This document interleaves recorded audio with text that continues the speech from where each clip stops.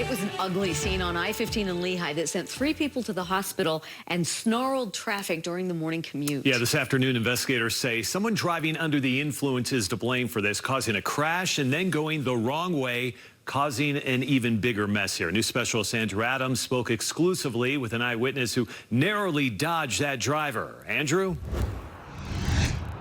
Yeah, she said she didn't have long at all to react. Her dash camera captured that moment when the wrong way driver flipped around and came right at her.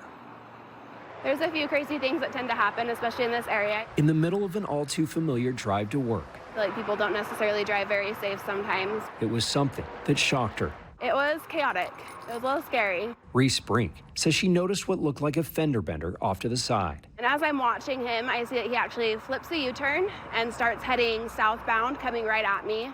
There was almost no time to react. I had to hit the brakes. I had to blare on my horn to dodge and not run into him. Though she missed the driver, others weren't so lucky. I could see in my rearview mirror, all the cars kind of dodging him and trying to make sure that they weren't getting hit as well.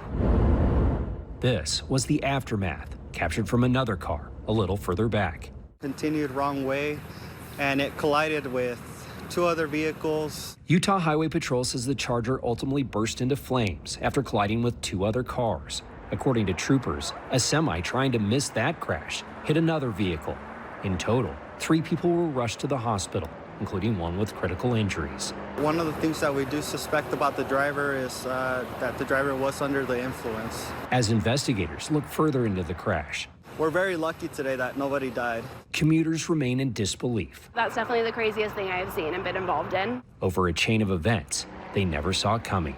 It was chaotic, very anxiety-inducing. Don't recommend it. Utah Highway Patrol says the other injured parties, including the wrong way driver, came away with non-life-threatening injuries. They're urging people to please don't get behind the wheel after drinking or, of course, doing drugs. Back to you guys. Yeah, that's a prime example of what damage can happen. Andrew, thank you. And KSL brought you this news this morning through the KSL Streaming Center. We had a live look at the impacts, the crash as it was going on in the morning commute. Be sure to download the KSL Plus app to be updated when we go live with breaking news like this.